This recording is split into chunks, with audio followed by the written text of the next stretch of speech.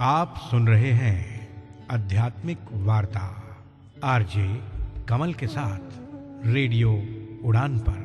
श्रवण के अनंत आनंद की अनुभूति हेतु सुनते रहिए रेडियो उड़ान, एक उड़ान जीवन की।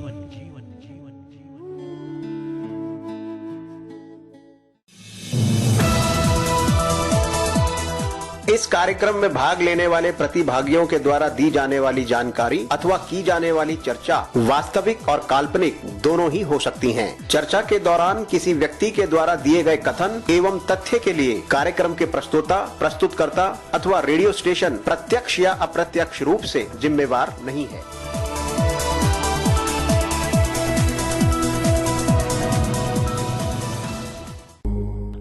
आध्यात्मिक वार्ता नवदा भक्ति समर्पण। तिरचित शुद्ध स्वरूप सम्मानित भारत और विश्ववासियों, हार्दिक प्रेम। आज की इस भागती दौड़ती जिंदगी में सुकून के कुछ पल के लिए रेडियो उड़ान, एक उड़ान जीवन के माध्यम से प्रस्तुत आध्यात्मिक वार्ता के इस मंच पर समर्पण में एक बार फिर से आप सबका हार्दिक अभिनंदन। साथियों, मित्रों, आध्यात्मिक वार्ता के इस मंच में समर्पण में वर्तमान में नवदा भक्ति पर चर्चा जारी है। हमारे साथ जुड़े हुए हमारे विद्वान साथी के श्रीमुख से अभी तक हम सब ने मिलकर नवदा भक्ति के 6 स्वरूपों पर उनके भाव को जाना और समझा। ये यात्रा आज भी इसी प्रकार जारी रहेगी। सर्वप्रथम साधु संतों का संग, द्वितीय कथा प्रेम की महिमा, तृतीय गुरुपद पंकज सेवा अभिमान रहित, चौथा मेरे गुणों और मेरी महिमा का विख्यान, पांचवा जप तप नाम दृढ़ विश्वास और छठे इंद्रियों के निग्रह पर हमारे विद्वान साथियों के श्रीमुख से उनके भाव को जाना और समझा। आज नवदा भक्ति के अंतर्गत हमारे विद्वान साथी के श्रीमुख से नवदा भक्ति के 7वें स्वरूप पर उनके भाव के साथ साथ में जो मिल गया संतोष पर भी उनके भाव को जानने और समझने का प्रयास करेंगे। साथियों, मित्रों, आज की इस यात्रा को विधिवत रूप से आरंभ करने से पूर्व आइए हम सब मिलकर शांत मन, स्थिर चित्त, आनंद में प्रफुल्लित वातावरण और हर्षो उल्लास के साथ अपने माता पिता, अपने गुरु, अपने आराध्य का मन मंदिर में सिमरन करते हुए इस मधुर भजन का श्रवण करते हैं और उसका आनंद लेते हैं।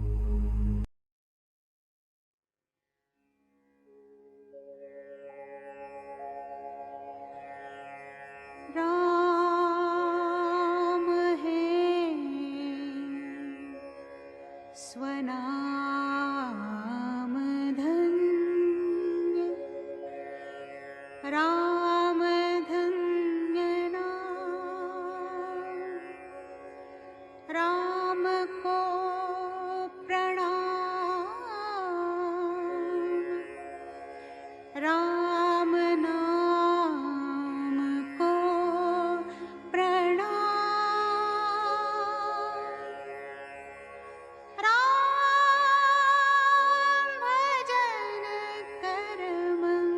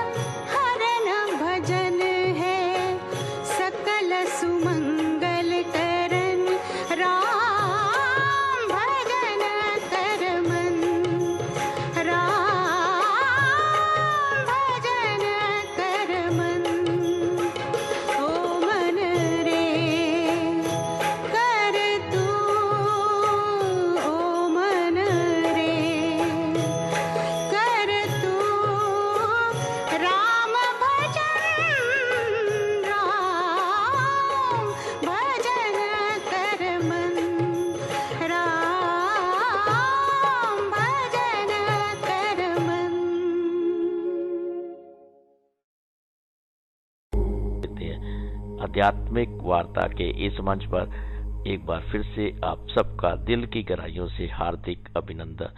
आज की इस यात्रा को अब मैं विधिवत रूप से आरंभ करने के लिए इस मंच पर आमंत्रित करना चाहूँगा सेवानिवृत्त महाप्रबंधक प्रशासन जैव विविधता परिषद उत्तर प्रदेश से कृष्णकांत तिवारी जी को कि वह नवदा भक्ति पर अपनी चर्चा को जारी रखते हुए नवदा भक्ति के 7वें स्वरूप विराट रूप के दर्शन पर अपने भाव रेडियो उड़ान के श्रोताओं के साथ साझा करें।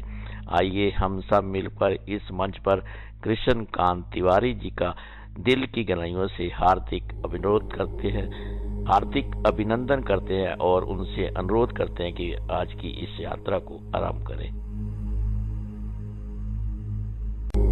रेडियो उड़ान के समस्त श्रोताओं का हार्दिक अभिनंदन।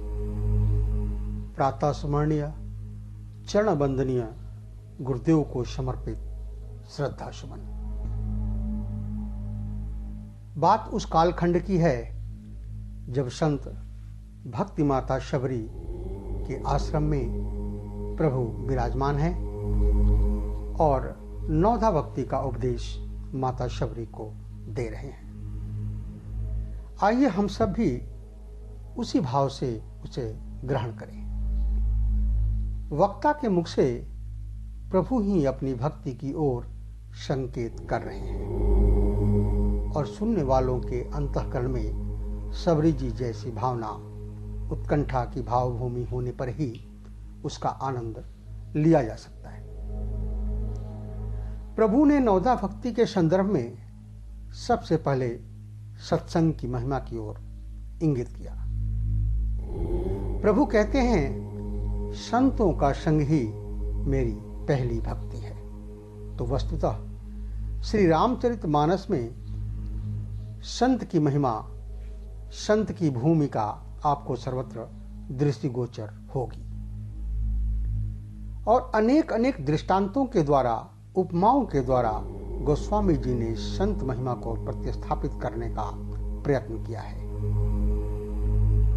और उसको भिन्न भिन्न रूपों में यदि आप मानस के 7 कांडों पर दृष्टि डालें तो सर्वत्र आपको संतों की भूमिका का महत्व, संतों की आवश्यकता क्यों है का इसका संकेत प्राप्त होगा।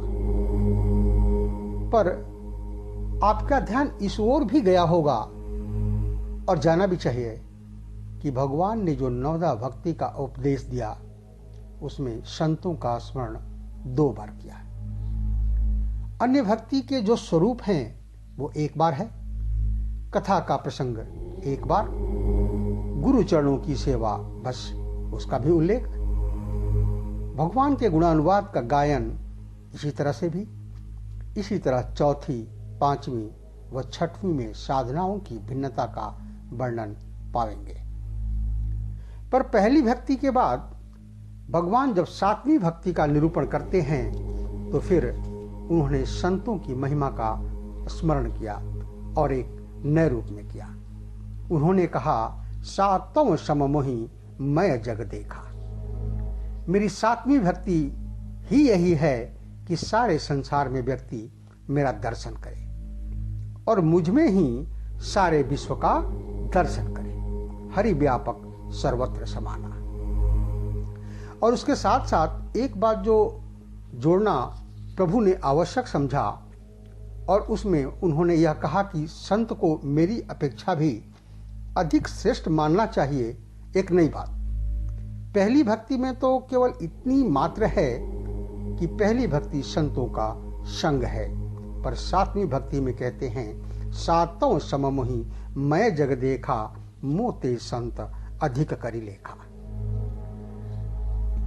उसका तात्पर्य है कि संतों की महिमा का जो वर्णन किया गया है प्रारंभ में उसकी उतनी अनुभूति नहीं होती है जितनी भक्ति साधना के सर्वोच्च स्थितियों में प्रवेश करते हुए संत का स्वरूप, चाहे संत की महिमा क्या है, इसका ज्ञान होता है। और तब उसको यूं ध्यान में रखने की चेष्टा करें तो ईश्वर के लिए एक अक्षर और जोड़ दिया गया कि ईश्वर सत्य रूप है।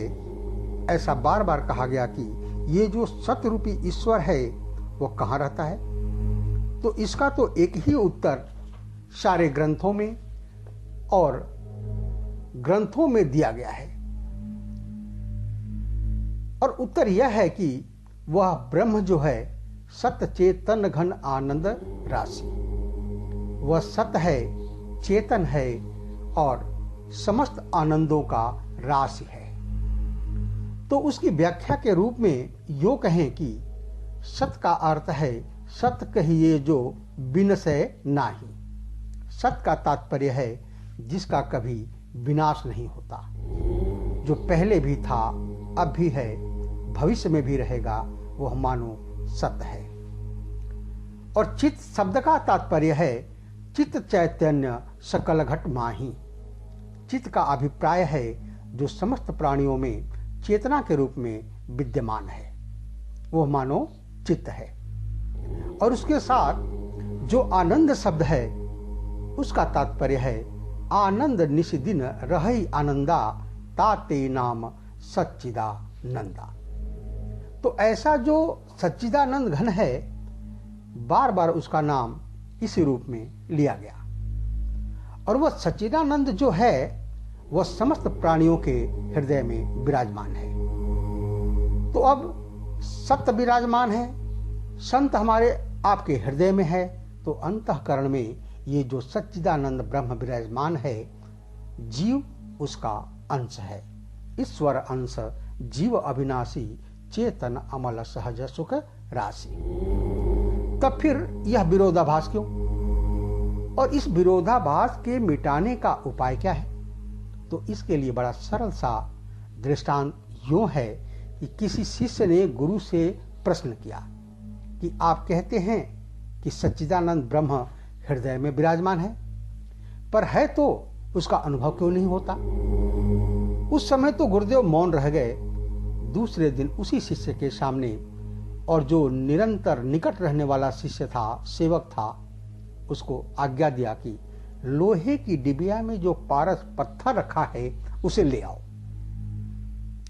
अब नए जो शिष्य था उसने जब सुना तो सोचने लगा कि कैसी अटपटी बात कह रहे हैं महाराज, अगर पारस होगा तो लोहे की डिब्बा नहीं होगा, और लोहा है और उसमें पारस है तो पारस नकली है।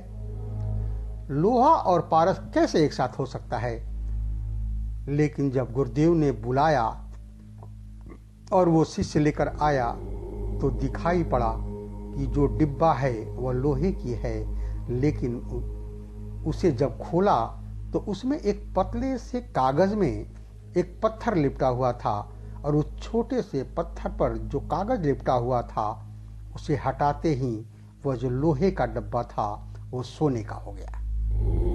गुरुदेव ने शिष्य को संकेत के रूप में समझाया कि देखो, लोहे के डिब्बे में पारस के होते हुए भी एक पतले से झीने से कागज के आवरण ने ही दोनों को दूर बना दिया, और उस आवरण के मिटते ही वह लोहा सोने के रूप में परिवर्तित हो गया। यही मानो संकेत ये है कि जीव और ब्रह्म के बीच अंतराल में एक पतला सा झीना सा आवरण है। संत माने जो उस आवरण को दूर कर दे और लोहे को सोने के रूप में बदल दे।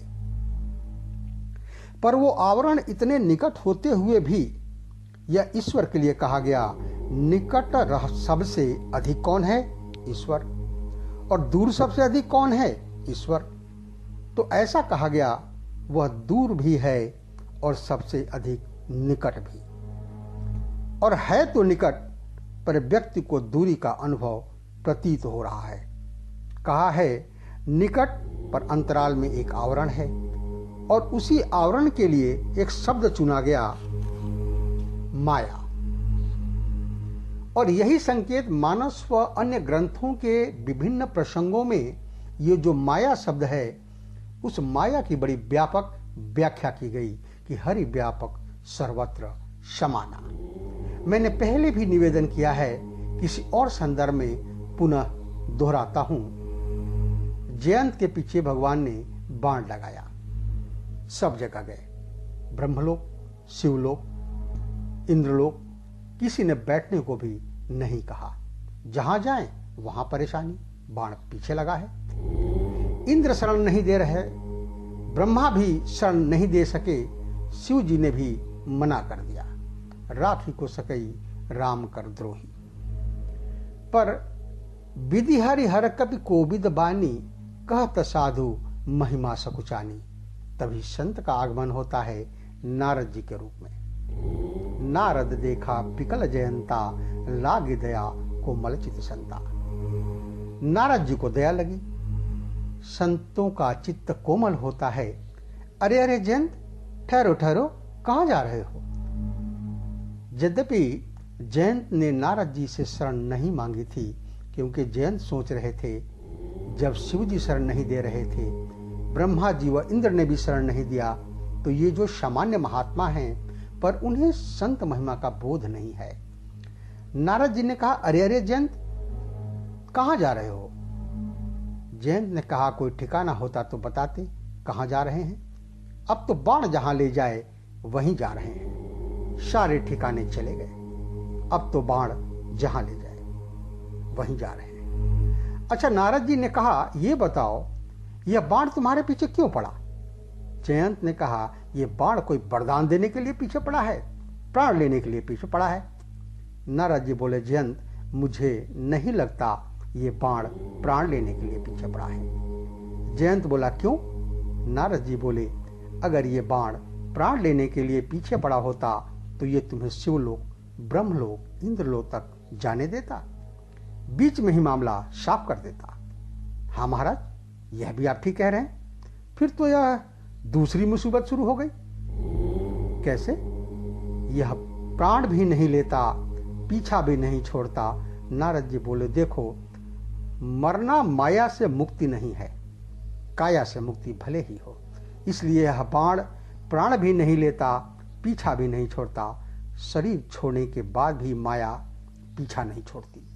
जहां तक जाए भगवान की माया ही व्याप्त है। जयंत ने कहा, तब मैं क्या करूं? यह बाण प्राण भी नहीं लेता, पीछा भी नहीं छोड़ता, कहां जाऊं? नारद जी बोले, एक काम करो। बाण किसका है?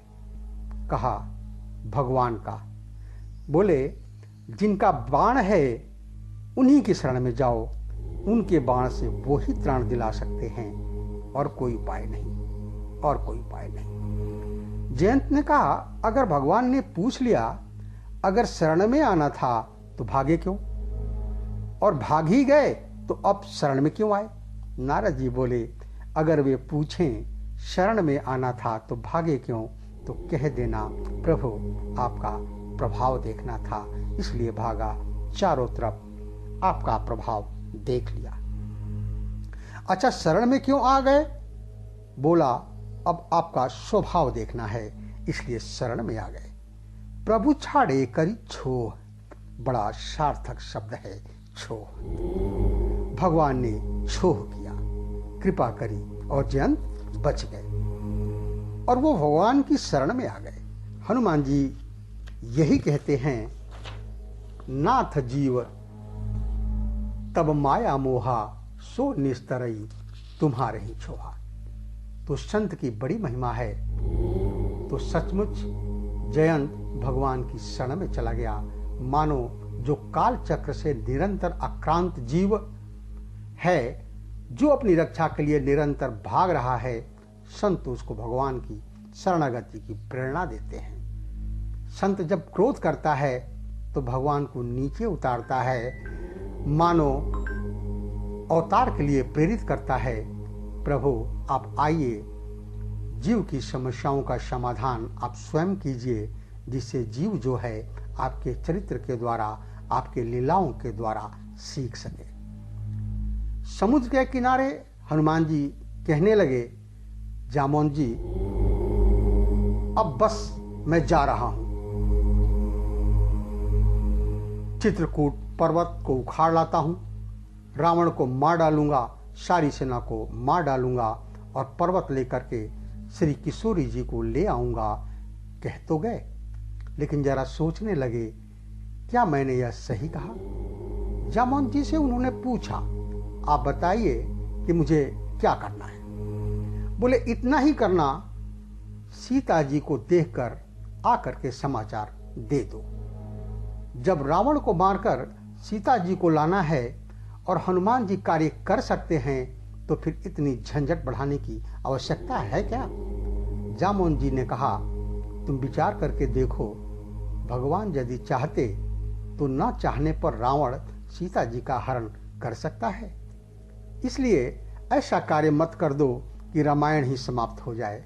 रामायण बनी रहने दो रामायण। इतना करहूं तात तुम जाही, सीत ही देखी कहूं सुधी आई। तब क्या होगा?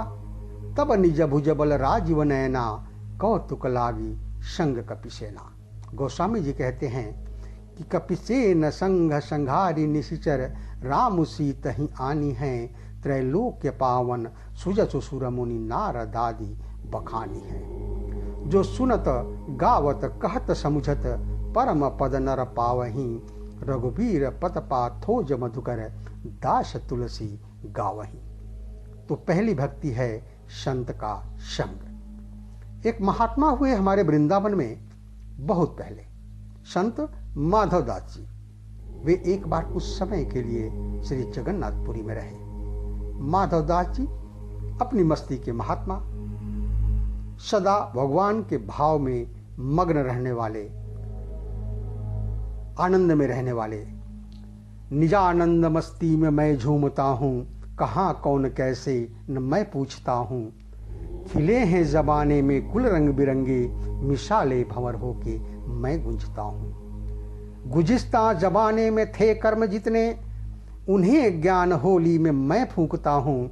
न जीने की इच्छा न मरने की चिंता, कजा से निडर होकर मैं घूमता हूँ।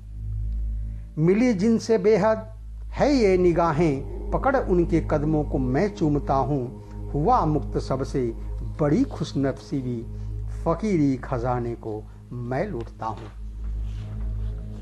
संत माधवदास जी भगवान श्री कृष्ण को अपना सखा मानते थे, उसी भाव में रहते थे। भिक्षा के लिए जाते तो अपना सौभाग्य मानकर कुछ लोग कुछ न कुछ भिक्षा में देते थे। पर एक मैया बड़ी विचित्र थी, उसके यहाँ माधवदास जी जाते तो भिक्षा तो कुछ नहीं देती, गालियां जरूर देती थी। संतों में सदैव सहनशीलता होती है, वो क्रोध पर विजय प्राप्त किए होते हैं। हर वस्तु में उन्हें अपने इष्ट का दर्शन होता है। हर वाणी को प्रभु की वाणी समझते हैं। अब माधवदास जी का भी ऐसा स्वभाव। उसके घर रोज जाते। किसी ने कहा, बाबा यह कुछ नहीं देती, उसके यहाँ क्यों जाते हो? बाबा बोले, वह वो देती है जो कोई नहीं देता, इसलिए वहां तो जरूर जाऊंगा। वह गाली देती है। ठीक है। वृद्धा माता खिजी हुई रहती थी। उसके बेटे का विवाह हो गया था, पौत्र का जन्म नहीं हुआ था। एक दिन माधवदास जी हमेशा की तरह गए। मैया भिक्षा मिले तो कपड़े का छोटा सा वस्त्रखंड, जिसको पोता यानी पोछा बनाई हुई थी, मकान में लिपाई पुताई का काम कर रही थी। उसी समय माधवदास जी ने भिक्षा की आवाज लगाई तो क्रोध में तो थी, वो पोता उठाकर ही फेंक कर मारा। माधवदास जी के छाती में लगा। माधवदास जी बोले, वाह मैया, कुछ तो दिया आज, लेकिन हम भी अब दिए बिना नहीं जाएंगे। वृद्धा घबराई, पता नहीं श्राप देंगे, क्या करेंगे। माधवदास जी बोले, संत माधवदास भी उत्तर इसी का देगा, पोता अगर दिया है तो जा पोता तुझे मिलेगा। और उस वृद्धा के यहाँ पौत्र का जन्म हुआ तो वह कहती थी, पोता दियो न प्रेम सो, रिसवस दीन हो मार, ऐसे पुण्य से सखी मेरे पोता खेलत द्वार। और जो ऐसे संत को देती प्रेम प्रसाद, तो घर में सुत उपजते ध्रुव और पहला। और महात्मा ने क्या किया, वह मिट्टी कीचड़ से सना हुआ वस्त्रखंड ले आए, बड़े प्रेम से कुटिया पर जल डालकर उसकी मिट्टी धोई, कंकड़ों से अलग किया, उसे साफ सुथरा कर और साफ सुथरा बनाने के बाद सुखाकर घी में डाल दिया।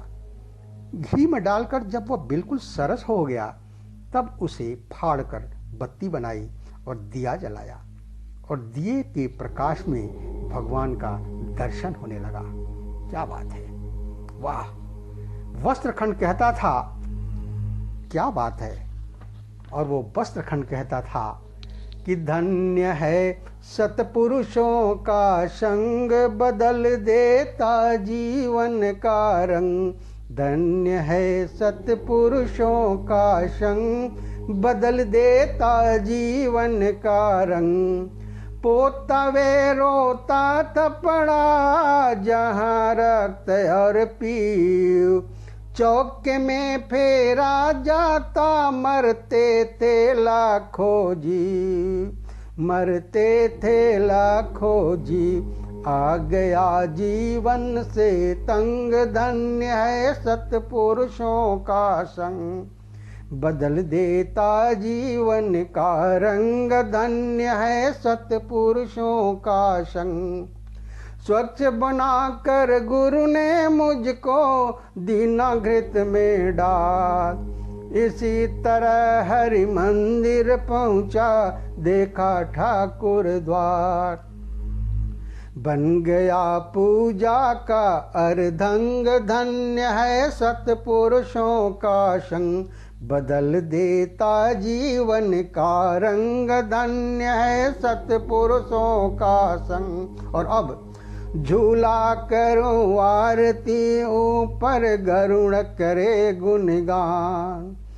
देते हैं मेरे प्रकाश में दर्शन दीनानाथ, अखियन से अंधे और अपंग। धन्य है सतपुरुषों का संग, बदल देता जीवन का रंग। धन्य है सतपुरुषों का संग, बदल देता जीवन का रंग। धन्य है सतपुरुषों का संग, धन्य है सतपुरुषों का संग। बस यह जीवन भी ऐसा ही है जो काम, क्रोध, मद, लोभ के कीचड़ से लथपथ है। जैसे पोता चौके में, इसी तरह से इस घर की जो आसक्ति की दीवार है उसी के घेरे में। पर संत उस आसक्ति की दीवार से पार लाकर उपदेश के जल से पवित्र करते हैं, फिर निष्ठा के घृत में डालकर ज्ञान की ज्योति जलाकर जीवन धन्य कर देते हैं। इसलिए संत की बड़ी महिमा है, सत्संग की बड़ी महिमा है। मानो संत दोनों ही स्थितियों में भगवान को प्रकट करता है, भगवान की लीलाओं की व्याख्या करता है, दर्शन कराता है और स्वयं अपने जीवन में माया की विचित्रता का दर्शन कराने के लिए वह जो स्वयं को भी मायाग्रस्त के रूप में प्रस्तुत करता है। इसलिए भगवान जब सबरी माता को उपदेश देते हैं तो यही कहते हैं कि मेरी भक्ति करने के लिए सीधे मेरे पास मत चले आओ।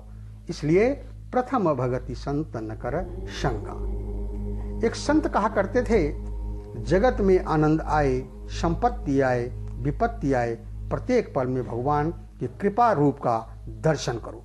सुख और दुख में समान भाव वाले बन जाओ। और एक संत कहा करते थे, जगत में आनंद आए, संपत्ति आए, विपत्ति आए, प्रत्येक पल में भगवान की कृपा रूप का दर्शन करो। सुख और दुख में समान भाव वाले बन जाओ और इसी प्रकार उस परम पिता के अनन्य उपासक बन करके उस परमेश्वर को प्राप्त करो। यही प्रभु का संदेश है। भगवान धन कमा करके बड़ा मंदिर बनाने से नहीं मिलते, भगवान तभी प्राप्त होते हैं जब सबके प्रति हमारे मन में प्रेम होगा, सारे जगत में उस परमेश्वर का दर्शन करेंगे। न कोई शत्रु होगा, न कोई मित्र होगा, सब सम दृष्टि वाले हो जाएंगे, सब हमारे हो जाएंगे, हम सबके हो जाएंगे। जब ऐसा मन में विश्वास हो जाएगा, मन की भावना बन जाएगी, तब ये सूत्र जीवन में उतरेगा। सात तो सम मोहिमय जग देखा, मूते संत अधिक करी लेखा। ये भगवान की भक्ति का एक स्वरूप है कि सारे जगत को भगवान कहते हैं मेरे रूप में ही देखने लगे। तो हे परम तपस्विनी सबरी, उस समय मैं उसके ऊपर अत्यंत कृपा कर देता हूँ। तो आइए हम भगवान की भक्ति का आश्रय लें। इसी के साथ वाक्य पुष्पांजलि भगवत चरण में अर्पित करते हुए अपनी वाणी को विराम देते हैं। समय व परिस्थिति अनुकूल रहा तो शेष नवदा भक्ति पर चर्चा अगले भाग में। हरिओम। करें आध्यात्मिक वार्ता के इस मंच पर अभी हम सब ने मिलकर हमारे विद्वान साथी के श्रीमुख से उनके भाव को जाना और समझा। साथियों, अब इस मंच से हमें लेना होगा एक छोटा सा अल्प विराम। यूं गए यूं वापस आए। इस अल्प विराम के बाद भी आज की यात्रा इसी प्रकार जारी रहेगी। तब तक आइए हम सब मिलकर श्रवण करते हैं इस मधुर भजन का और उसका आनंद लेते हैं।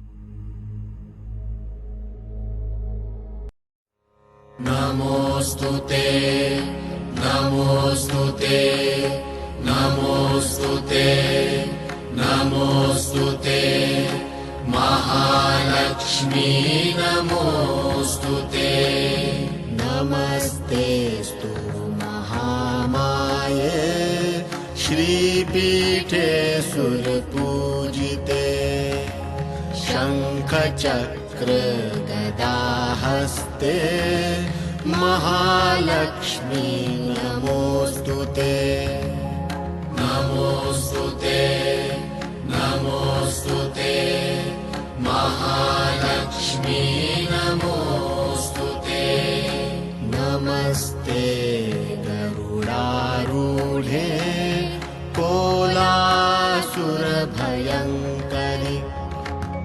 सर्वपाप हरे देवी महालक्ष्मी नमोस्तुते नमोस्तुते नमोस्तुते महालक्ष्मी नमोस्तुते सर्वज्ञे सर्ववरदे सर्वदुष्टभयङ्करि सर्वज्ञे सर्ववरदे सर्वदुष्टभयङ्करि सर्वदुःख हरे देवी महालक्ष्मी नमोस्तुते सर्वदुःख हरे देवी महालक्ष्मी नमोस्तुते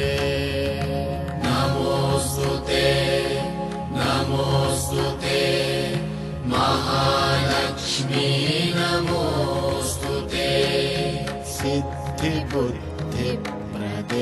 देवी भुक्तिमुक्तिप्रदायिनि मन्त्रमूर्ते सदा देवी महालक्ष्मी नमोस्तुते नमोस्तुते नमोस्तुते महालक्ष्मी नमोस्तुते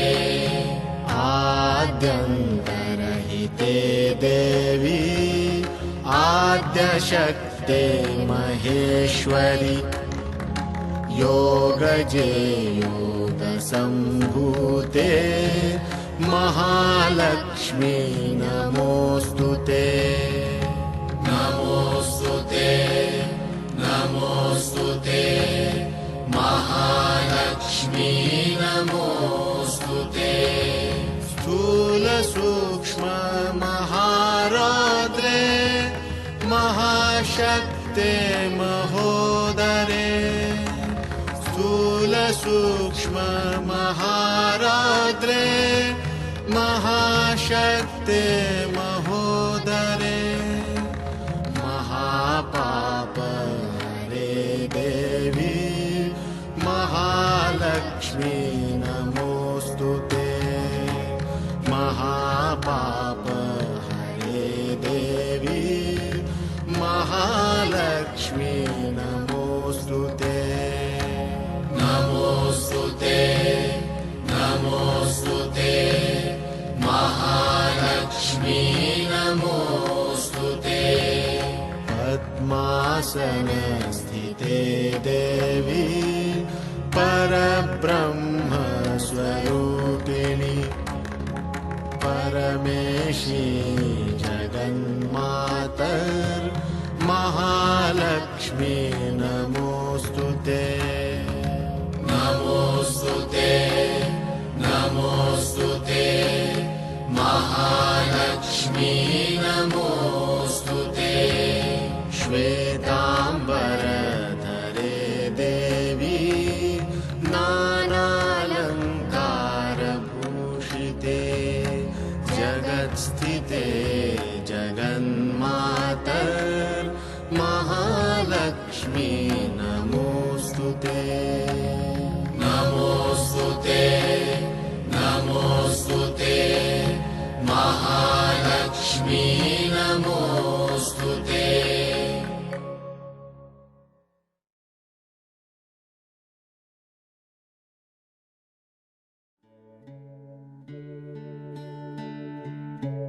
आप सुन रहे हैं आध्यात्मिक वार्ता आरजे कमल के साथ रेडियो उड़ान पर। श्रवण के अनंत आनंद की अनुभूति हेतु सुनते रहिए रेडियो उड़ान, एक उड़ान जीवन की।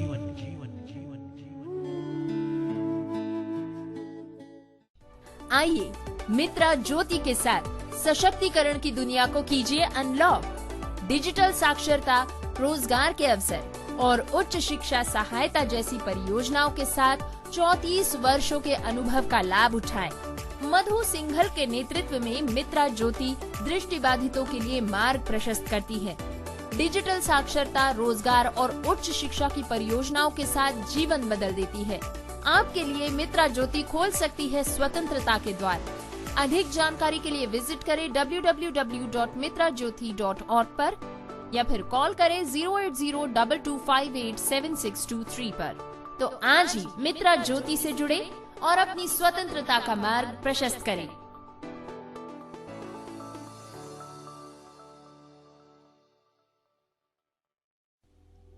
क्या आप विकलांग छात्र हैं? क्या आप माध्यमिक, उच्च माध्यमिक या उच्च शिक्षा प्राप्त कर रहे हैं?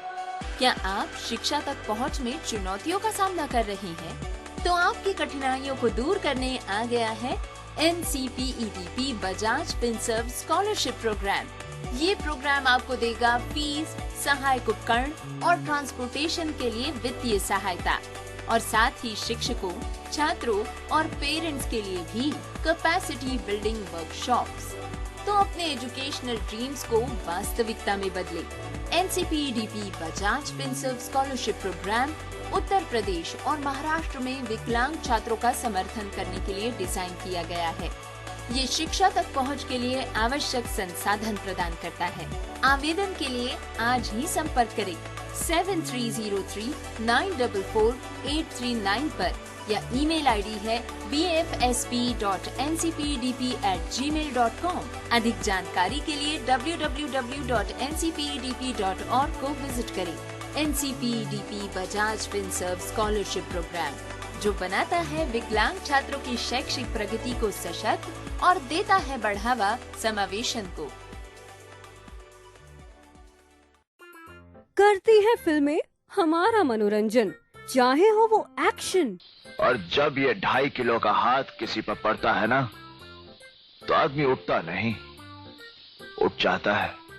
कॉमेडी। हे देवा, इन दोनों के लफड़े पे मेरे को क्यों फंसा के रखा है? उठा ले रे बाबा, उठा ले। मेरे को नहीं रे, इन दोनों को उठा ले। ड्रामा। अब मैं इस दुनिया में नहीं रह सकता।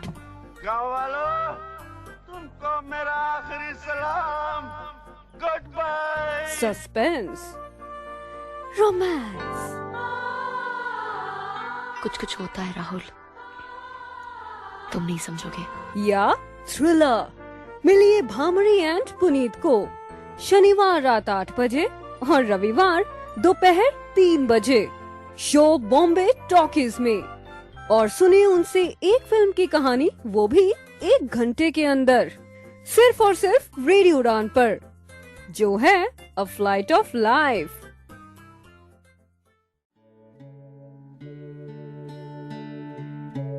आप सुन रहे हैं आध्यात्मिक वार्ता आरजे कमल के साथ रेडियो उड़ान पर। श्रवण के अनंत आनंद की अनुभूति हेतु सुनते रहिए रेडियो उड़ान, एक उड़ान जीवन की।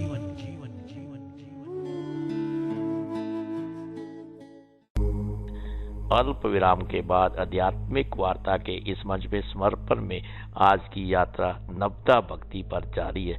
अब इस मंच पर मैं पुण्य आमंत्रित करना चाहूँगा हमारे विद्वान साथी कृष्ण कांत तिवारी जी को कि वह आज की यात्रा को जारी रखते हुए आज नवदा भक्ति के 8वें स्वरूप पर जो मिल गया संतोष पर अपने भाव रेडियो उड़ान के श्रोताओं के साथ साझा करें। आध्यात्मिक वार्ता के इस मंच पर समर्पण में कृष्ण कांत तिवारी जी का पुण्य दिल की गहराइयों से मैं हार्दिक अभिनंदन करता हूँ। प्रातः स्मरणीय चरण बंदनीय गुरुदेव को समर्पित श्रद्धा सुमन।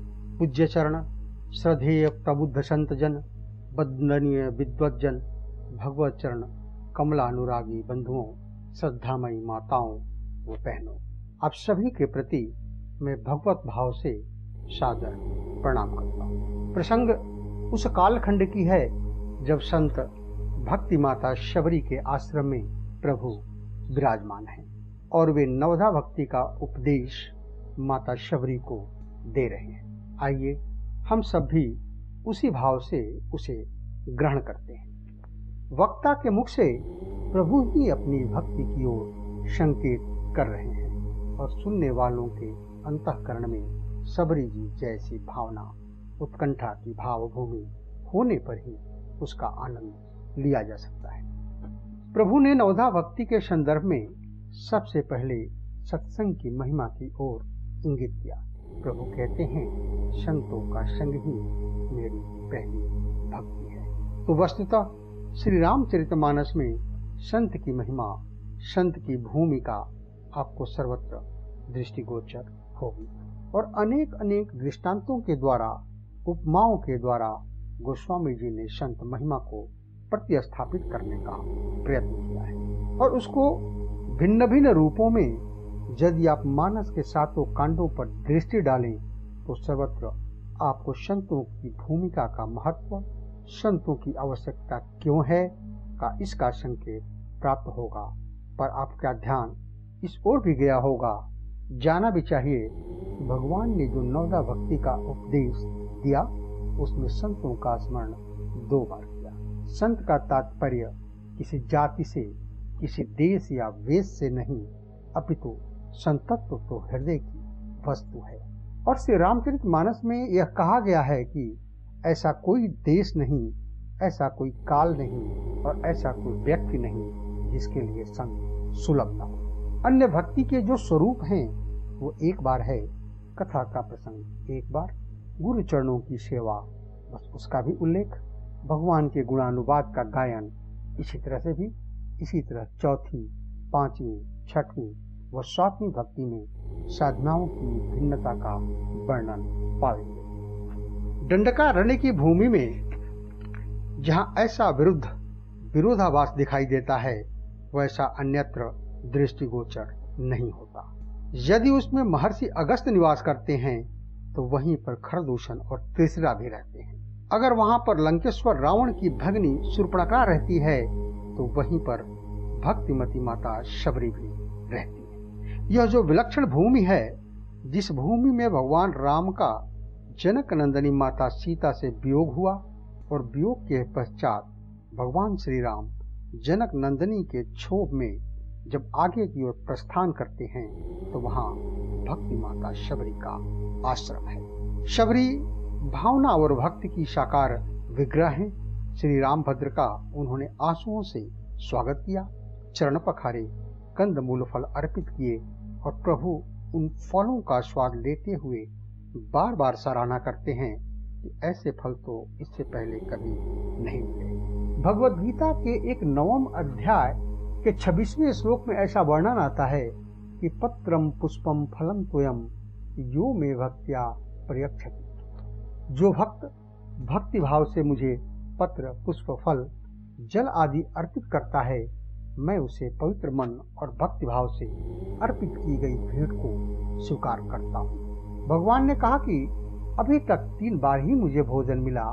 पहली बार त्रेता में माता शबरी के द्वारा, दूसरी बार विदुरानी के द्वारा और तीसरी बार सुदामा द्वारा लाया गया तंडु। तो शबरी संकोच में गड़ी हुई हैं। ऋषि मुनियों के समान उन्हें लगता है कि उन्हें भाषा और स्तुति का ज्ञान नहीं है, इसलिए उन्होंने यही कहा कि किन शब्दों में आपकी स्तुति करूं। और तब प्रभु ने एक अनोखा खेल किया। मानो संकेत यह था कि ठीक है, यदि आप मेरी स्तुति नहीं कर सकती हैं, पर मैं तो आपकी स्तुति कर सकता हूँ ना। और प्रभु ने ऐसा लगा कि उपदेश दिया पहली पंक्ति से, और अंत में लगा कि स्तुति की उन्होंने कि नवधा भगति कहूँ तो ही पाही, सावधान सुनु धरु मन माही। प्रथम भगति संतन कर संगा, दूसर रति मम कथा प्रसंगा। गुरुपद पंकज सेवा, तीसरी भगति अमान। चौथी भगति मम गुण गना, करई कपट तजिगान। मंत्र जाप मम दृढ़ विश्वासा, पंचम भजन सो वेद प्रकाशा। छठ दम शील विरति बहु कर्मा, निरत निरंतर सजन धर्मा। सातव सम मोहि मय जग देखा, मोटे संत अधिक करि लेखा। आठम जथा लाभ संतोषा, सपनों नहीं देखई पर दोषा। नवम सरल शवसन छलहीना, मम भरोस ही हरसन दीना। नवमहु एवं जिनके होई, नारी पुरुष सचराचर कोई। सोई अतिशय प्रिय भामिनी मोरे, सकल प्रकार भगति दृढ़ तोरे। जोगी वृंद दुर्लभ गति जोई, तो कहूँ आजो सुलभ भई सोई। हे भामिनी, मुझे वही अत्यंत प्रिय है, फिर तुझमें तो सभी प्रकार की भक्ति दृढ़ है। अतएव जो गति योगियों को भी दुर्लभ है, वही आज तेरे लिए सुलभ हो गई है। तो इस उपदेश और स्तुति के अंतराल में भगवान भक्त के 9 रूपों का वर्णन करते हैं। उन्होंने कहा, यह भी भक्ति है संतों का संग करना, और मेरी दूसरी भक्ति है मेरी कथा प्रसंगों में रति होना। वस्तुतः वैसे तो हमारे समस्त शास्त्रों में, पुराणों में, ग्रंथों में साधनाओं के अनगिनत रूप बताए गए हैं। कितने नियम हैं, कितने प्रकार के यज्ञ हैं, योग का स्वरूप, दान का स्वरूप और तपस्या का स्वरूप। और वो सभी साधन किसी न किसी व्यक्ति के लिए उपयुक्त होते हैं, किंतु उन साधनाओं में जो कथा का साधन है, उसमें जो विलक्षणता है वो अन्य साधन में नहीं है। और वो विशेषता यह है कि अन्य साधनों में तो किसी एक साधन को केंद्र बनाया गया है, उसी की विशेषता को मुख्य रखा जाता है। किंतु कथा की विलक्षणता यह है कि जितनी साधनाएं हैं, आपको जो भी साधन करनी हो, उन समस्त साधनाओं के लिए आपको कथा के माध्यम से, दृष्टांतों के माध्यम से उपदेश मिल सकता है। और इसी क्रम में आज हम नवदा भक्ति की 8वीं भक्ति पर चर्चा करने जा रहे हैं। और 8वीं भक्ति क्या है कि आठों जथा लाभ संतोषा, सपन नहीं देखई परदोषा। 8वीं प्रकार की भक्ति है जो कुछ मिल जाए उसी में संतोष करना। संतोष यह है जो मिल जाए, जैसा मिले, जब मिले, न मिले सब ठीक है। वो मांग नहीं करता, ऐसा खा लो, ऐसा पहन लो, वहां घूम लो, उससे वह भोग लो, वह चुनाव नहीं करता। यह संतोष साधन से हुए अनुभव का फल है। साथ ही स्वप्न में भी पराये दूसरों को न देखना, समदृष्टि। सब परमात्मा का ही पसारा है, हमारा कुछ भी नहीं। और जहाँ ऐसी भाव आ जाए कि मेरा कुछ है ही नहीं, सब कुछ उसी का है, तो वह किसके पास सटे और किससे दूर हटे। उसकी दृष्टि का दोष मिट जाता है, सपने हो नहीं देखई परभूषा। तो आइए इसके व्याख्या हम एक दृष्टांत के माध्यम से समझने का प्रयास करते हैं। एक ग्रंथ है गीत गोविंद, जिसकी रचना 12वीं शताब्दी में की गई थी, जिसके रचनाकार संत जयदेव जी थे। उन्हीं के जीवन में घटित एक घटनाक्रम का प्रसंग लेते हैं। एक बार संत जयदेव जी को एक राजा अपने यहाँ चलने का अनुरोध किए कि आप हमारे साथ महल में चलिए, कुछ दिन ठहरिए, वहाँ भी सत्संग होगा, भगवान का भजन कीर्तन होगा। राजा संत जयदेव जी को अपने महल में लेकर गए।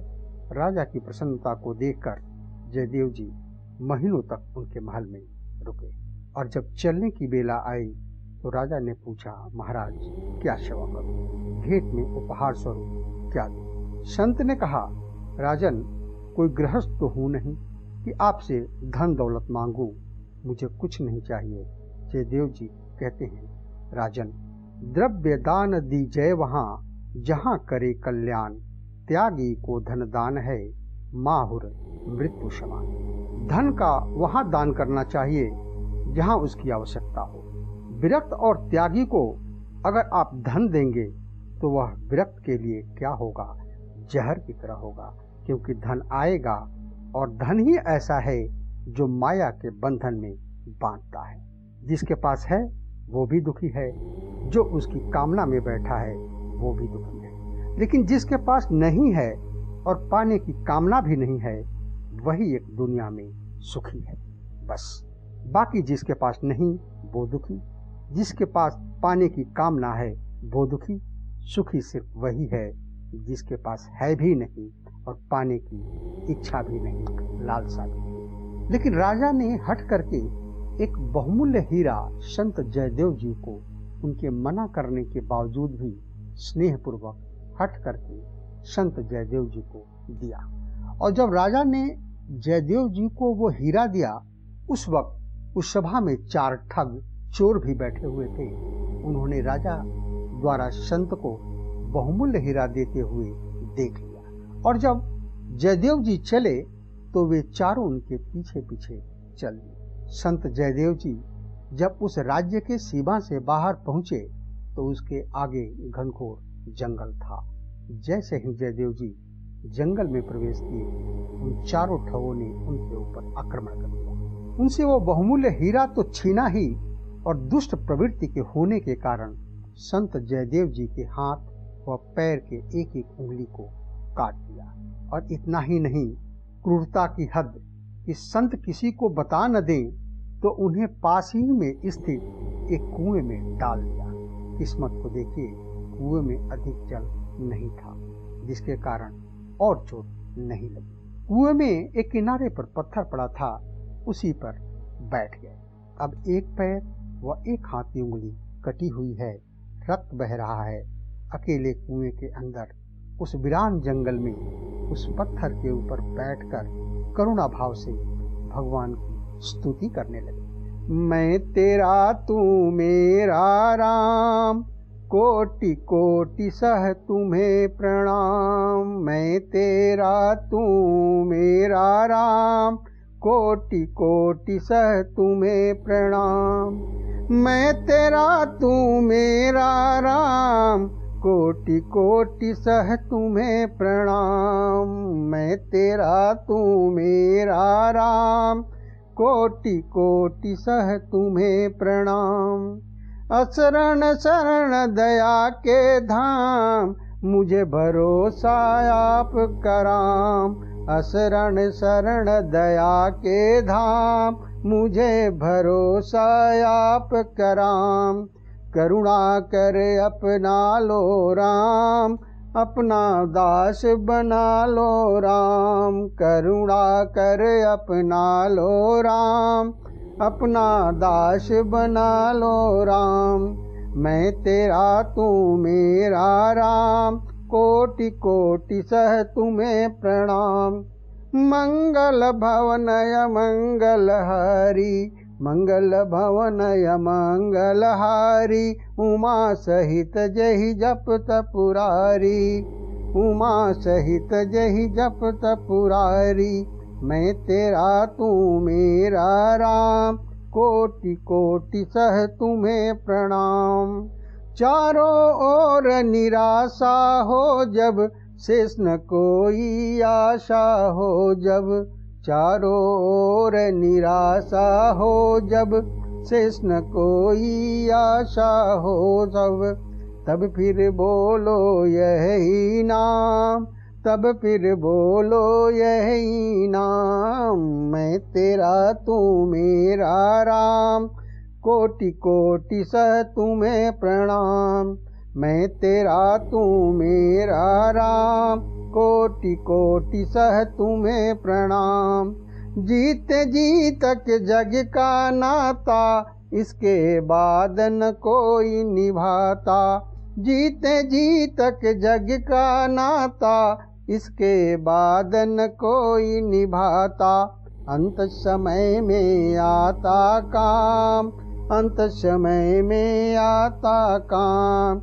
मैं तेरा तू मेरा राम, कोटि कोटि सह तुम्हें प्रणाम। शार गुरु उपदेश कहे यह, शार गुरु उपदेश कहे यह। जीवन धन जय देव कहे यह, जीवन धन जय देव कहे यह। रे मन बन जा राम गुलाम, रे मन मन जा राम गुलाम। मैं तेरा तू मेरा राम, कोटि कोटि सह तुम्हें प्रणाम। मैं तेरा तू मेरा राम, कोटि कोटि सह तुम्हें प्रणाम। और रात बीत गई। अगले दिन कोई अन्य राजा शिकार करने हेतु आया। उसके किसी सेवक ने सुना कुएं में से किसी की करुण पुकार बाहर आ रही है, भजन के रूप में, भजन के माध्यम से। राजा को बताया। राजा ने जब सुना बड़ी मधुर आवाज में कोई भगवान की स्तुति कर रहा है, राजा ने सेवकों से कहा, कौन है, उन्हें कुएं से बाहर निकालो। संत को बाहर निकाला तो देखा रक्त से सना हुआ हाथ पैर। राजा ने कहा, महात्मन आप कौन हैं? संत ने अपना परिचय दिया, मुझे जयदेव कहते हैं। राजा उन्हें प्रणाम कर अपने राज्य में लेकर आए और राज्य वैद्य से उनकी चिकित्सा कराई। जयदेव जी के जख्म ठीक हुए। पीड़ा तो नहीं होती थी, पर चलने व कुछ कार्य करने में बड़ी असुविधा होती थी। पर राज्य परिवार उस संत जयदेव की सेवा बड़ी श्रद्धा भाव से करता था। राजा उनके पास धन भी भिजवाया करते थे, तो संत कहते, इसे किसी धर्म कार्य में लगा दो। सोचते, एक ने हीरा दिया तो हाथ और पैर की उंगली गंवानी पड़ी। कुछ समय पश्चात उस राजा ने एक बड़े यज्ञ का आयोजन किया। उसमें सम्मिलित होने के लिए चारों दिशाओं से संत महात्माओं को बुलवाया। और नियति का खेल देखिए, वो चारों ठग भी साधु का वेश बनाकर उस यज्ञ में शामिल हुए। साधु वेश धारण करने के कारण उन्हें भी ठहरने को मिल गया। समस्त साधु संतों के लिए अलग अलग कुटिया बनाई गई थी, जिसमें उन साधु वेशधारी ठगों को भी ठहरने को मिल गया। राजा संत जयदेव जी को साथ लिए सभी कुटिया में ठहरे हुए संतों का, साधु महात्माओं का दर्शन करने हेतु गए। अब देखिए, सभी संतों के दर्शन करते हुए राजा जयदेव जी के संग उस कुटिया में पहुंचे, जिसमें वो चारों ठग साधु वेश में ठहरे हुए थे। ठगों ने संत जयदेव जी को पहचान लिया और जयदेव जी भी उन ठगों को पहचान लिए। अब संत का भाव देखिए। उन्हें देखकर जयदेव जी बड़े प्रसन्न हुए कि लगता है अब इनका हृदय परिवर्तन हो गया है, अब वे संत बन गए हैं। वो चारों राजा को देखकर डरे, कहीं जयदेव जी राजा को उनके बारे में पता न दे। पर जयदेव जी ने राजा को उनके बारे में कुछ नहीं बताया। लौटकर राजा के साथ महल में वापस गए और बोले, महाराज, इस कुटिया में जो 4 संत ठहरे हैं वे मेरे मित्र भी हैं, तो उनकी भली भांति स्वागत किया जाए। राजा ने बड़ी विनम्रता से कहा, गुरुदेव आप आज्ञा दें कि किस प्रकार से उनकी सेवा स्वागत किया जाए। जयदेव जी के मन में ऐसा भाव आया कि यदि इनका स्वभाव नहीं बदला होगा तो इन्हें ढेर सारा धन उपलब्ध करा दिए जाएं ताकि इनकी वृत्ति बदल जाए, वे सुधर जाएं। वे राजा से बोले इन्हें बहुत सारा धन देकर विदा किया जाए। राजा ने संत जयदेव जी की आज्ञा को शिरोधार्य किया। राजा ने सेवकों को भेजकर उन चारों को बुलवाया और जब उन्हें बुलाया गया तो वे डरने लगे कि कहीं संत जयदेव जी ने राजा को असलियत बता तो नहीं दिया। चारों भय से कांपने लगे। अब तो बस गए ही, अब भागे तो पकड़े जाएंगे, पर मरता क्या नहीं करता। इधर संत रूपी गुरुदेव जी के आदेश के क्रम में राजा ने उन चारों के लिए राज्यसभा में सिंहासन की व्यवस्था कराई, उस पर बिठाया। ठग पहले तो घबराए, पर सेवा भाव देखकर मन को थोड़ी तसल्ली मिली। राजा ने अपनी रानी से कहा, आपके पहनने के लिए जो आभूषण दिए हैं उन्हें इन महात्माओं के चरणों में अर्पित कर दिया। रानी ने उनकी आज्ञा का पालन किया। राजा ने बड़े विनम्र भाव से उन चारों से कहा, महाराज, ये सारे हीरे जवाहरात, बहुमूल्य आभूषण द्रव्य आप लेकर जाए। हमारे गुरुदेव ने बताया कि आप सब उनके मित्र हैं, उन्हीं की आज्ञा से ही ये सेवा कार्य किया जा रहा है। चारों एक दूसरे की शक्ल देखने लगे। अब संत का भाव देखिए। जयदेव जी सोचने लगे, मैं जब एक हीरा का टुकड़ा लेकर निकला तो मेरे हाथ व पैर की उंगलियां कट गई, और ये यहाँ से इतने सारे धन लेकर जा रहे हैं, पता नहीं कोई अमंगल न हो जाए। तो उन्होंने राजा से अनुरोध किया कि इनके साथ कोई अंग रक्षक भी भेज दिए जाए। तो राजा के आदेश पर कुछ अंग रक्षक भी भेज दिए गए। वो चारों साधु वेशधारी ठग ये सोचते हुए चले जा रहे हैं कि एक बार साधु का वेश धारण किए तो एक बहुमूल्य नहीं मिला था, और इस बार साधु वेश धारण किए तो बहुत सारे आभूषण व द्रव्य प्राप्त हुआ।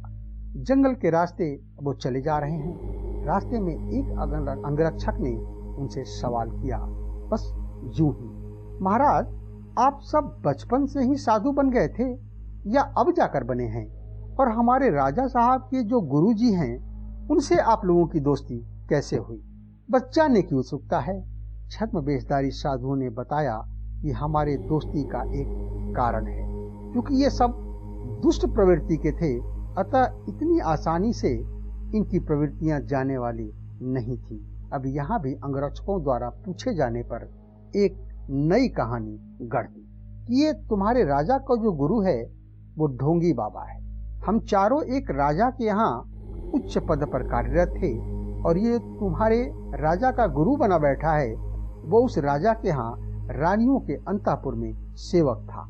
एक दिन तुम्हारा ये जो गुरु है वो अपराध करते हुए पकड़ा गया, तो राजा ने उसको प्राण दंड की सजा सुना दी, और इसको सजा देने की जिम्मेदारी हम चारों को सौंपी गई। इसे लेकर हम जंगल में गए। इसके रोने गिड़गिड़ाने पर हमने इसके ऊपर दया कर एक हाथ व एक पैर की उंगली काट कर छोड़ दिया, तथा राजा को उस कटी हुई उंगलियों को दिखाकर संतुष्ट कर दिया कि हमने इसके टुकड़े टुकड़े करके मार दिया। और अब ये तुम्हारे राजा का जो गुरु जयदेव है वो साधु बन गया और घूम घूम कर मांगता फिरता है, कहीं भोजन की व्यवस्था हो जाए, ठहरने की व्यवस्था हो जाए। और कुछ समय पश्चात हम सब के मन में भी वैराग्य आने लगा, तो हम सब भी साधु बन गए, संत बन गए। हम सब ने उसको जीवन दान दिया था, इसलिए वो जब हमसे मिलता है तो मित्रवत व्यवहार करता है, ताकि हम उसकी पोल पट्टी न खोल दें। तो डर के मारे हमारा सम्मान करता है। और इधर संत जयदेव जी को देखिए, संत हृदय, सरल हृदय, इनके ऊपर दया भाव रख राजा से धन दिलवाया कि इनकी वृत्ति बदल जाए, पर ये कहाँ सुधरने वाले। वे उस संत के आचरण के ऊपर इतनी ऊंची लांछन लगा रहे हैं। भगवान सब देखते हैं, सब जानते हैं। अब भगवान की लीला देखिए। अचानक जोर की आवाज के साथ धरती फटी और वो चारों उसमें समा गए, और जो धन की गठरी थी छिटक कर दूर जा गई। अंगरक्षकों ने उस गठरी को लेकर राजा के पास आए और सारी वृतांत सुनाई। राजा उन अंगरक्षकों को लेकर गुरुदेव संत जयदेव जी के पास गए। जयदेव जी उच्च कोटि के सिद्ध संत थे। उन चारों के साथ क्या हुआ उन्हें सब समझ में आ गया कि उन चारों के साथ क्या हुआ। उनके आंखों से आंसू बहने लगे। पता नहीं क्या मैं तो उनका भला करने चला था और उन्हें अपने प्राणों से हाथ धोना पड़ा। यह है संत हृदय। उधर राजा को भी अपने गुप्तचरों के माध्यम से पता चल गया कि उन चारों ने ही जयदेव जी के हाथ व पैर की उंगलियां काटी थी। इधर जयदेव जी भगवान के ध्यान में लीन हो गए। उनके नेत्रों से झरझर आंसू बहने लगा। राजा ने गुरुदेव के पास पहुंचकर आवाज लगाई तो जयदेव जी ने नेत्र खोले। तब राजा ने उनसे पूछा, गुरुदेव, उन चारों ने ही आपकी उंगलियां काटी थी ना? तब जयदेव जी ने कहा, अगर मैं उस हीरे के चक्कर में न पड़ता तो मेरे अंग छिन्न भिन्न न होते। ये सब मेरे पूर्व कर्मों का फल है। यह तो सिर्फ बहाना है कि उन्होंने मेरी उंगलियां काटी। न जाने मेरे किस जन्म के पाप कर्म का फल था जो उन लोगों ने काट कर उससे मुक्ति दिला दी। उनके ऊपर दोषारोपण नहीं किया। ये संत का भाव था। वो अपने ही भाव में ध्यान मग्न सोचने लगे कि भगवान, क्या लीला रची है आपने। मुझे मेरे पूर्व जन्मों के कर्मों से मुक्ति दिलाने हेतु। और भगवान की लीला देखिए, राजा की निगाहें अचानक संत जयदेव जी के हाथ व पैर की उंगलियों की तरफ गया तो देखा उनकी कटी हुई उंगलियां पूर्व की भांति हो गई हैं। यह है भगवत कृपा। संत हृदय देखिए, जयदेव जी को उन दुष्टों के ऊपर कभी क्रोध नहीं आया। मन में हमेशा दया भाव वो उनके प्रति करुणा भाव रहा, संतोष रहा। कभी किसी चीज की लालसा नहीं रही। स्वप्न में भी पराये दोषों को न देखना सम दृष्टि। राजा ने संत जयदेव जी से कहा, गुरुदेव, मैंने आपके चरित्र के माध्यम से जो अनुभव प्राप्त किया है, उससे जो सीखा और उससे सीखा कि संतोष से रहना ही सच्चा सुख है जीवन। राजा ने कहा, मैंने अनेकों बार आपके करकमलों द्वारा धन का दुरुपयोग कराना चाहा, परंतु आपको अपनी सादगी में ही परम संतोष रहा। आपको उन दुष्टों के व्यवहार के कारण भी कभी आपके मन में उनके प्रति दुर्भावना नहीं रही, बल्कि आपने सदैव उनकी भलाई के बारे में ही सोचा। यह सेवक आप में प्रत्यक्ष उस भक्ति का दर्शन कर रहा है, और यह दर्शन कौन सी भक्ति का है? वही नवदा भक्ति की 8वीं भक्ति, 8 जथा लाभ संतोषा, स्वप्न हूँ नहीं देखई परदोषा। जो स्वप्न में भी दूसरों में दोष नहीं देखता है। भगवान कहते हैं सबरी जी से कि हे भक्तिमती सबरी, ऐसा जो मेरा भक्त है, जो हमेशा संतोष रखता है, अपने ऊपर आई हुई विपत्ति को अपना भाग्य मान करके स्वीकार करता है, किसी और के ऊपर दोषारोपण नहीं करता, वो मेरा भक्त है। मेरी भक्ति के कारण मेरे लोक को, मेरे प्रेम को प्राप्त करता है, उसका स्थान मेरे हृदय में है। यही 8वें प्रकार की भक्ति है। 8 जथा लाभ संतोषा, सपने हूँ नहीं देखई परदोषा। एक संत कहा करते थे, जगत में आनंद आए, संपत्ति आए, विपत्ति आए, प्रत्येक पल में भगवान की कृपा रूप का दर्शन करो। सुख और दुख में समान भाव वाले बन जाओ और इसी प्रकार उस परम पिता के अनन्य उपासक बन करके उस परमेश्वर को प्राप्त करो। यही प्रभु का संदेश है। भगवान धन कमा करके बड़ा मंदिर बनाने से नहीं मिलते। भगवान तभी प्राप्त होते हैं जब सबके प्रति हमारे मन में प्रेम होगा। सारे जगत में उस परमेश्वर का दर्शन करेंगे। न कोई शत्रु होगा, न कोई मित्र होगा। सब सम दृष्टि वाले हो जाएंगे, सब हमारे हो जाएंगे, हम सबके हो जाएंगे। यह भी भगवान की भक्ति का एक स्वरूप है। इस सारे जगत को भगवान कहते हैं, मेरे रूप में ही देखने लगे तो हे परम तपस्वी सबरी, उस समय में उसके ऊपर अत्यंत कृपा कर देता हूँ। तो आइए हम भगवान की भक्ति का आश्रय लें। इसी के साथ वाक्य पुष्पांजलि भगवत चरण में अर्पित करते हुए अपनी वाणी को विराम देते हैं। समय व परिस्थिति अनुकूल रहा तो नवदा भक्ति की 9वीं भक्ति पर चर्चा अगले भाग में। हरिओम। आध्यात्मिक वार्ता के इस मंच पर अभी हम सब ने मिलकर हमारे विद्वान साथी के श्रीमुख से उनके भाव को जाना और समझा। साथियों, अब इस मंच से हमें लेना होगा एक छोटा सा अल्प विराम। यूं गए यूं वापस आए। इस अल्प विराम के बाद भी आज की यात्रा इसी प्रकार जारी रहेगी। तब तक आइए हम सब मिलकर श्रवण करते हैं इस मधुर भजन का और उसका आनंद लेते हैं।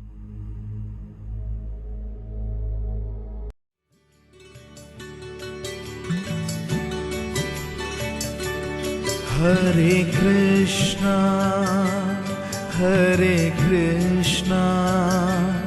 कृष्ण कृष्ण हरे हरे, हरे कृष्णा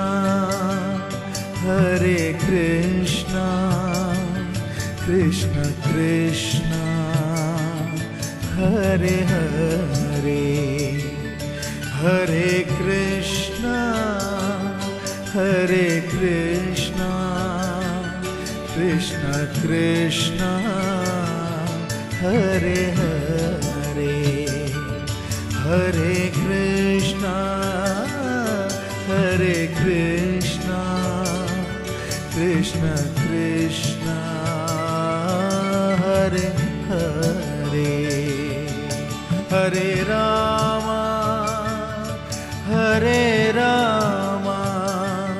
राम राम हरे हरे, हरे राम राम राम हरे हरे, हरे कृष्णा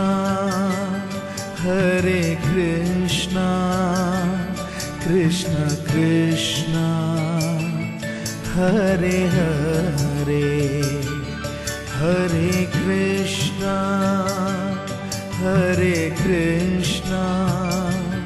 कृष्ण कृष्ण हरे हरे, हरे कृष्णा कृष्ण कृष्ण हरे हरे, हरे कृष्णा कृष्ण कृष्ण हरे हरे, हरे राम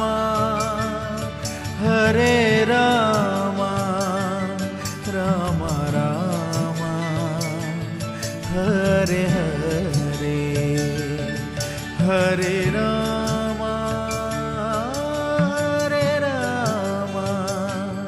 राम राम हरे हरे।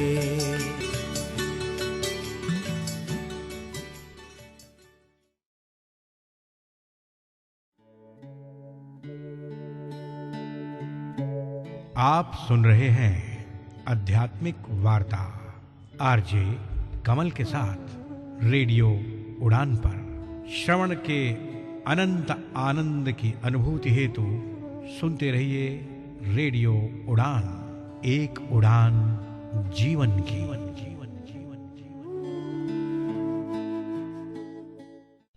आइए मित्रा ज्योति के साथ सशक्तिकरण की दुनिया को कीजिए अनलॉक। डिजिटल साक्षरता, रोजगार के अवसर और उच्च शिक्षा सहायता जैसी परियोजनाओं के साथ 34 वर्षों के अनुभव का लाभ उठाएं। मधु सिंघल के नेतृत्व में मित्रा ज्योति दृष्टिबाधितों के लिए मार्ग प्रशस्त करती है। डिजिटल साक्षरता, रोजगार और उच्च शिक्षा की परियोजनाओं के साथ जीवन बदल देती है। आपके लिए मित्रा ज्योति खोल सकती है स्वतंत्रता के द्वार। अधिक जानकारी के लिए विजिट करें www.mitrajyoti.org पर या फिर कॉल करें 08022587623 पर। तो आज ही मित्रा ज्योति से जुड़े और अपनी स्वतंत्रता का मार्ग प्रशस्त करें।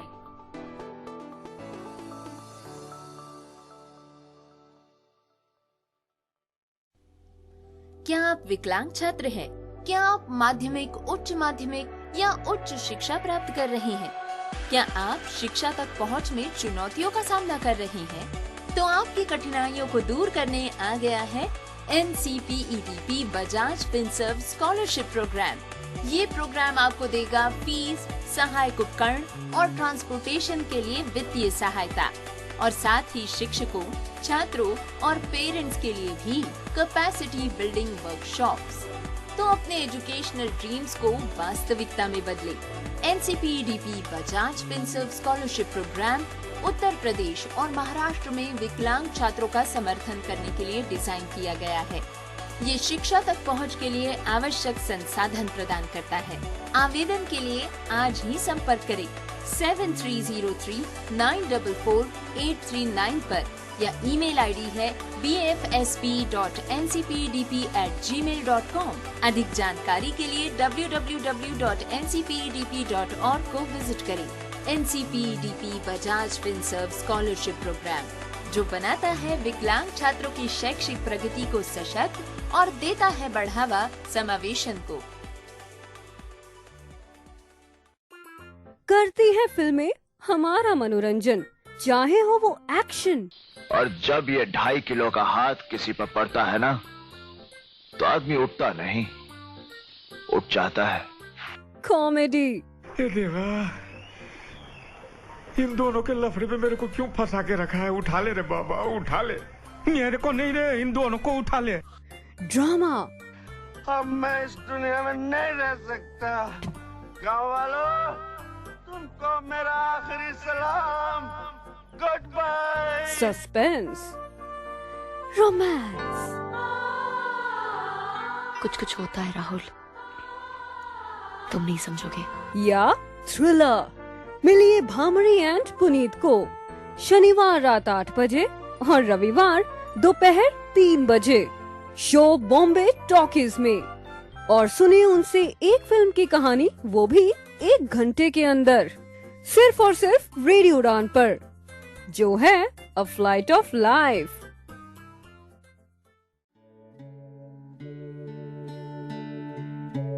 आप सुन रहे हैं आध्यात्मिक वार्ता आरजे कमल के साथ रेडियो उड़ान पर। श्रवण के अनंत आनंद की अनुभूति हेतु सुनते रहिए रेडियो उड़ान, एक उड़ान जीवन की।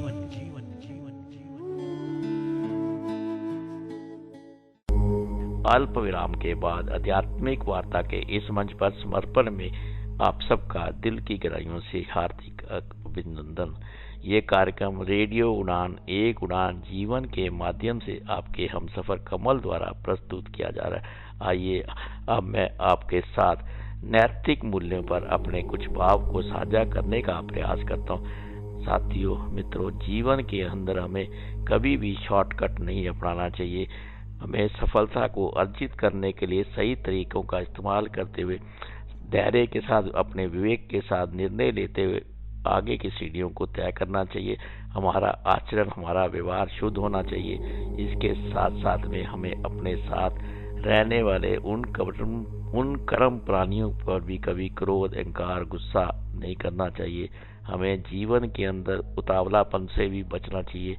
ये हमें उस नरक की ओर धकेल देता है जिसकी परिकल्पना भी हमने जीवन के अंदर कभी नहीं की होती है। साथियों, मित्रों, इसके साथ साथ में हमें be clean rather than clever, be nothing, do only karma, as the company so as the colours के साथ साथ में as you thinks you becomes, fill the day with full of energy, the sun behind the small cloud, so nice, see you the most happiest person। अपने दिन को ऊर्जा से भर दीजिए। सूरज के पीछे छिपा हुआ सन आपको खुश देखना चाहता है। साथियों, मित्रों, mind is your best friend if it is controlled by you, otherwise it is your biggest enemy if it controls you. Everybody has a confirmed return ticket, but date of journey is not confirmed. So always live in present, enjoy the life. Save water, save paper, save petrol. Adopt at least one plant. Save earth. Donate blood. Save life. मानवता की सेवा ही सच्चा प्रेम है। Life is God, God is life. Love is God, God is love. There is will, there is way.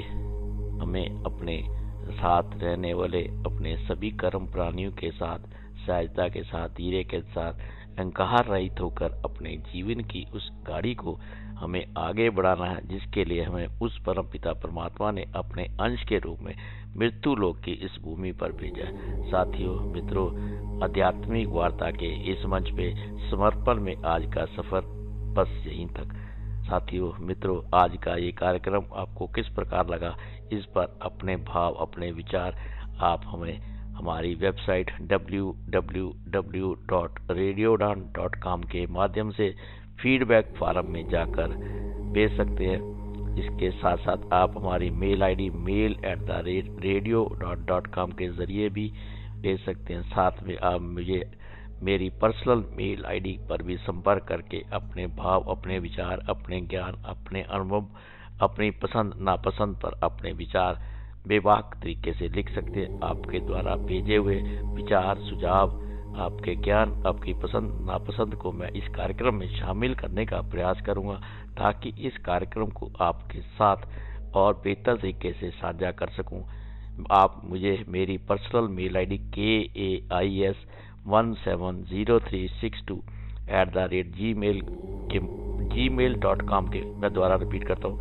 आप मेरी personal mail ID KAIS1703262@gmail.com के माध्यम से मुझे भेज सकते हैं। मैं आपके सुझावों की बेसब्री के साथ प्रतीक्षा करता हूँ। साथियों, मित्रों, आध्यात्मिक वार्ता के इस मंच पर समर्पण में नवदा भक्ति पर चर्चा अगले सप्ताह भी जारी रहेगी। अब समय के उम्मीदा को देखते हुए मैं अब आपसे रुखसत होना चाहता हूँ। फिर मिलने के वादे के साथ आपको छोड़े जा रहा हूँ, इस आशा और विश्वास के साथ कि आप स्वस्थ रहेंगे, प्रसन्न रहेंगे, मस्त रहेंगे, हंसते रहेंगे, खेलते रहेंगे। यही मेरी कामना ही नहीं, उस परमपिता परमात्मा से प्रार्थना भी, हाथ होगा काम में, ध्यान होगा उस परमपिता परमात्मा में। आज के आनंद की जय, आज के आनंद की जय। ओम नमो भगवते वासुदेवाय। जय राम जी की, जय राम जी की। अपना ख्याल रखें, खुश रहें। आप श्रवण करते रहें इस मधुर भजन का। इस मधुर भजन के श्रवण के बाद भी रेडियो उड़ान, एक उड़ान जीवन की यात्रा इसी प्रकार जारी रहेगी। आप आनंद लेते रहे मधुर संगीत का। आप सबका सहजता के साथ, धैर्य के साथ, संयम के साथ इस कार्यक्रम का श्रवण करने के लिए कोटि कोटि धन्यवाद। फिर मिलेंगे अगले सप्ताह, अगर जिंदगी, परिस्थितियां और समय अनुकूल रहा तो इस मंच पर। आप सबका पुण्य कोटि कोटि धन्यवाद देते हुए मैं अपनी वाणी को विराम देता हूँ। शुक्रिया, शुक्रिया, शुक्रिया, धन्यवाद, आपका आभार इस कार्यक्रम का श्रवण करने के लिए।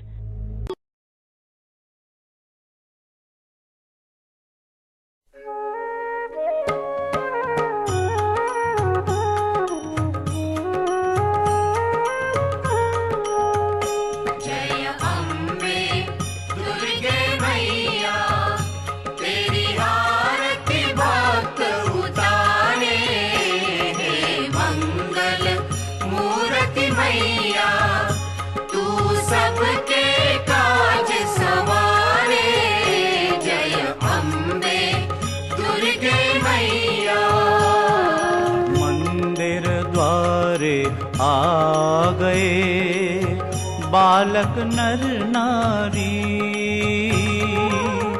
कृपामयी आनंदमयी अम्बे सुखकारी। जय अम्बे दुर्गे मैया, हे मंगल मूर्ति मैया। सब जग की रक्षा करे, भक्तन दुख टारे, जग संताप निवारती, दुष्टन को मारे। जय अम्बे दुर्गे मैया, तेरी आरती भक्त उतारे, हे मंगल मूर्ति मैया। सिंहवाहिनी मात है, खड्ग खपर धारी, अष्टभुजा शक्ति लिए शोभाति प्यारी। जय अम्बे दुर्गे मैया, हे मंगल मूर्ति मैया। कंचन थार सजाए के नव ज्योति बारी, रक्त पुष्प की माला मैया स्वीकारी। जय अम्बे दुर्गे मैया, तेरी आरती भक्त उतारे, हे मंगल मूर्ति मैया। श्री अम्बे भवतारिणी, मनहर छवि शोभा, देव ऋषि मुनि ध्यावते, देखत मन लोभा। जय अम्बे दुर्गे मैया, हे मंगल मूर्ति मैया। जगदम्बे तेरी आरती जो कोई गावे, संकट से मुक्ति मिले, मन वांछित फल पावे। जय अम्बे दुर्गे मैया, तेरी आरती भक्त उतारे, हे मंगल मूर्ति मैया। तू सबके काज सवारे, जय अम्बे दुर्गे मैया।